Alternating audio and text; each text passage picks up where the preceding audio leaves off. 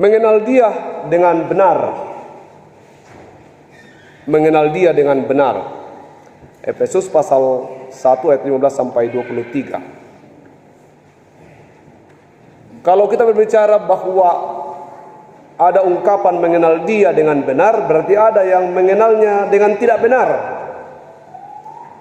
Mengenal Dia dengan benar, sekali lagi, berarti ada orang yang mengenalnya dengan tidak benar. Ya, kita lihat di mana-mana orang membicarakan tentang Yesus, tetapi proses pembicaraannya adalah proses pembicaraan yang menggaduhkan, proses pembicaraan yang dia membicarakan sesuatu yang dia tidak kenal. Sekali lagi, ini sudah 2 kali, ada orang yang sedang membicarakan Yesus yang dia tidak kenal. Sekali lagi, ini sudah 3 kali. Ada orang yang membicarakan Yesus, dan banyak orang yang sedang menceritakan Yesus yang dia tidak kenal, tetapi dengan semangat yang menggebu-gebu dia menceritakan, baik itu di dunia maya atau di berbagai tempat. Dia menceritakan siapa Yesus itu, padahal sungguhnya dia tidak kenal. Seorang anak mengutuk laut dengan berkata, laut adalah pembunuh, ketika bapaknya berlayar dan tenggelam lalu mati di laut. Menulis besar-besar sebuah pamflet di pinggir pantai dan berkata, laut adalah pembunuh. Tapi tidak berapa lama kemudian, seorang nelayan turun dari perahu kecilnya dan melompat dengan penuh sukacita dan berkata, laut adalah berkat. Ketika dia pulang dengan membawa jumlah ikan yang hampir saja menenggelamkan perahunya. Lalu beberapa waktu kemudian,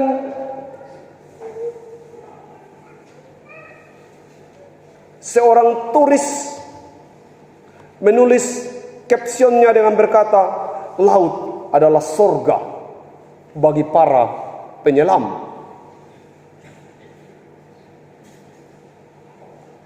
Juga ada banyak orang yang menulis dengan ungkapan, kalau kau melihat laut, kau akan kagum betapa hebatnya pencipta laut itu.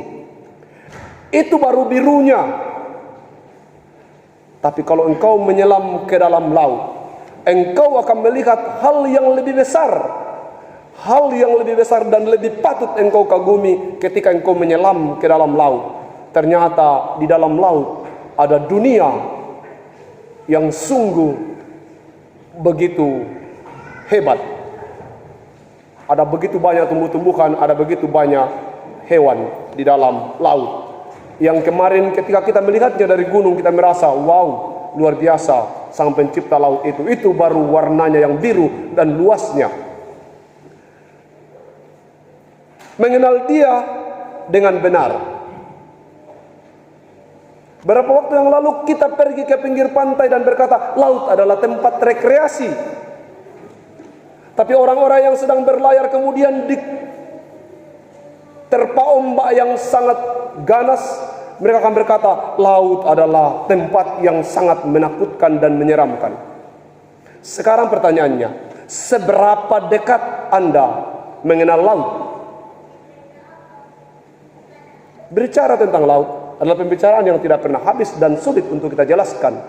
Makanya laut hanya bisa dijelaskan dari seseorang yang pernah ke laut dan pernah merasakan bagaimana berada di laut atau di pantai. Bagi kita laut hanyalah tempat rekreasi, banyaklah babana dan apa itu satu? Ya? Tumbuh, hanya itu saja. Laut bagi kita sejauh itu. Tapi hal-hal lain tentang laut kita belum tahu. Yang saya maksudkan dari cerita ini adalah, begitu sebenarnya dengan Yesus yang naik ke surga itu. Ada banyak orang yang menceritakannya, ada banyak orang yang begitu pintar menguraikannya, tapi dia belum mengenal Yesus yang sesungguhnya. Lalu bagaimana kita bisa mengenal Yesus sesungguhnya? Hanya ada satu titik. Roh Kudus. Sepandai-pandainya orang menjelaskan tentang Yesus, Sehebat-hebatnya orang berkata saya ini menghafal Alkitab dan seterusnya, tanpa Roh Kudus dia tidak mampu menjelaskan sesungguhnya siapa Yesus itu. Itulah sebenarnya yang membuat banyak orang tersesat. Ketika dia menjelaskan Yesus, dia menguraikan siapa Yesus dengan analoginya sendiri, dengan pemikirannya sendiri, dengan kemampuan berpikirnya berdasarkan pengetahuan yang ada padanya, sehingga tersesatlah dia. Yesus itu hanya mungkin dikenal jika dalam pribadi seseorang ada Roh Kudus. Alkitab hanya bisa dibaca dan dipahami oleh orang-orang yang dipenuhi oleh Roh Kudus. Mereka yang tidak memiliki Roh Kudus akan membaca Alkitab sebagai buku palsu. Buku palsu. Makin hari makin dia berkata ini palsu. Jemaat yang dikasihi Tuhan, di bagian ayat 17 pembacaan kita berkata bahwa Paulus itu berdoa meminta kepada Allah Tuhan kita Yesus Kristus, yaitu Bapa yang mulia, supaya Ia memberikan kepadamu roh hikmat dan wahyu untuk mengenal Dia dengan benar. Roh hikmat dan wahyu untuk mengenal Dia dengan benar. Ada banyak orang yang mengenalnya, tetapi tidak dengan roh hikmat, tidak dengan Roh Kudus, tetapi dengan pengetahuan sendiri. Kenapa kenaikan tidak seheboh dengan kelahiran, kematian, dan kebangkitan? Ada yang mau jawab? Kenapa kenaikan tidak seheboh atau tidak semeria atau tidak sewow dengan kenaikan? Padahal kalau tidak naik juga bahaya ini barang kalau tidak naik. Banyak PKB sekarang, kalau kita mungkin hanya 2 yang lagi curhat karena istrinya ada di Minake. Nah, kebetulan hari ini adalah kenaikan, mereka makin berat perenungannya. Kenapa kenaikan tidak seheboh dengan kelahiran, kematian, dan kebangkitan? Jangan-jangan kita juga tidak mengenal laut. Pak Pista, kenapa? Kali ini mungkin tidak sanggup. Semua menggemparkan. Memang waktu lahir di Bethlehem, di kandang domba, kandang dombanya itu sebenarnya bukan seperti yang kita bayangkan. Itu kandang domba tempat untuk mempersiapkan domba untuk dipotong. Jadi bersih-bersih juga itu kandang dombanya. Itu ada malaikat datang. Jadi itu peristiwa heboh sebenarnya karena dihadiri oleh malaikat. Waktu kematiannya pun juga begitu. Waktu kematiannya ada kegiatan, kegaduhan besar dengan gelap, dengan gempa. Waktu kebangkitannya pun begitu. Ada malaikat yang hadir yang memberitakan. Semua orang seperti mati ketakutan mendengar berita kebangkitan itu. Kenapa? Karena peristiwa itu perlu diberitahu untuk semua orang.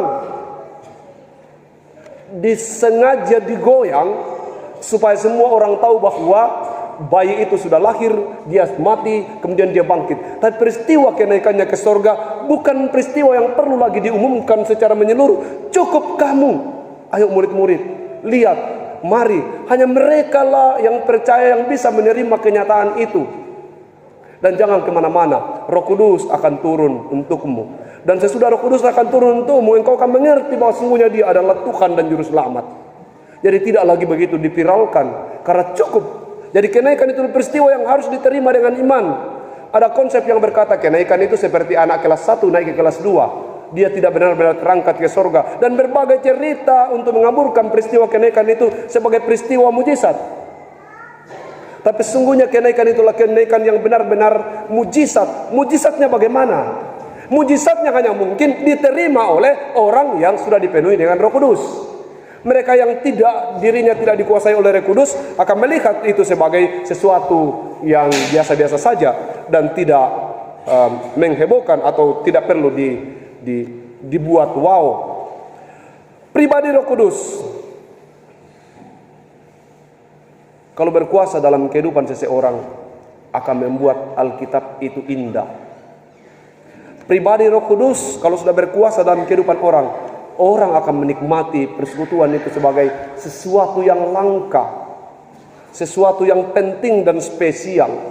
Kalau Roh Kudus itu sudah berkuasa dalam seseorang, maka dia akan merasa bahagia berkumpul dalam sebuah peribadahan.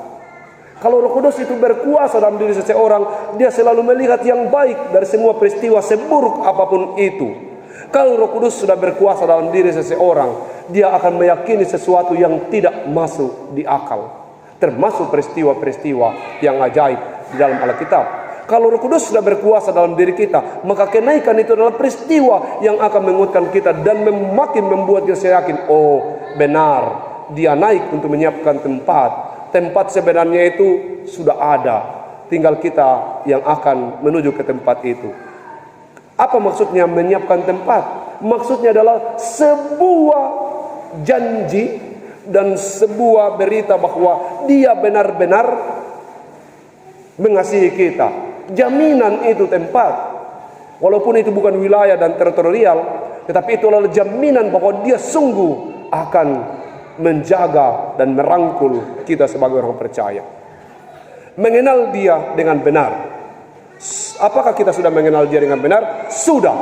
Kita mengenal dia sebagai Tuhan dan Juru Selamat, dan tak satu orang pun yang mampu bisa menjelaskan dan menggoyahkan kita tentang bahwa dia adalah Tuhan dan Juru Selamat. Ada banyak spekulasi.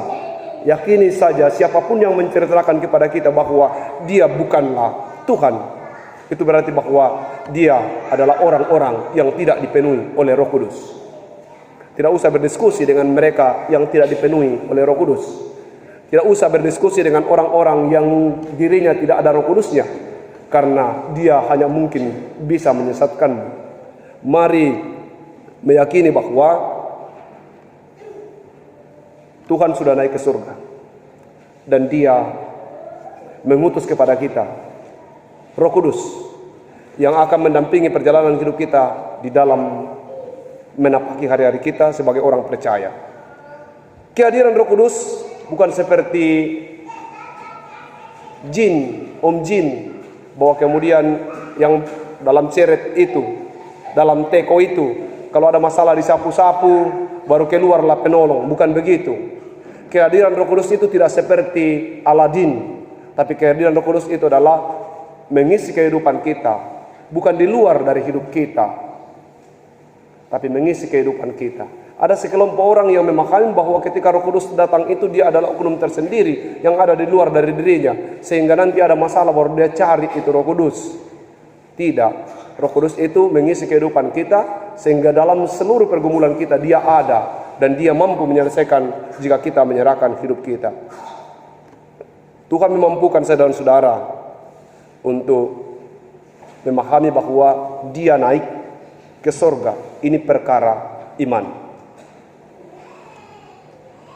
Kita mengenalnya sebagai pribadi yang sudah lahir, mati, bangkit, naik ke surga, menyiapkan tempat bagi saya dan saudara. Ia adalah raja yang harus dipatuhi. Dia adalah raja yang berkuasa. Dia menguasai alam semesta ini. Hanya satu yang harus kita kerjakan. Kita wajib untuk mengenalnya dengan benar. Teruslah belajar Alkitab. Bangun hubungan yang baik dengan Tuhan melalui persekutuan.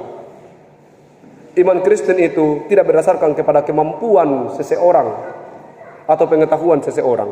Iman Kristen itu berdasarkan kepada penyerahan diri seseorang untuk dikuasai Roh Kudus. Iman Kristen itu atau iman itu tidak berdasarkan kepada kemampuan dan pengetahuan seseorang, tapi iman Kristen itu berdasarkan kepada penyerahan diri seseorang untuk dikuasai oleh Roh Kudus. Mereka yang dikuasai oleh Roh lah yang akan mengenal siapa Yesus Kristus yang sesungguhnya. Selamat bahwa kita sudah mengenalnya. Jangan mau digoyahkan oleh penjelasan siapapun atau berita dari manapun. Satu-satunya berita yang harus kita imani dan kita yakini kebenarannya adalah Alkitab.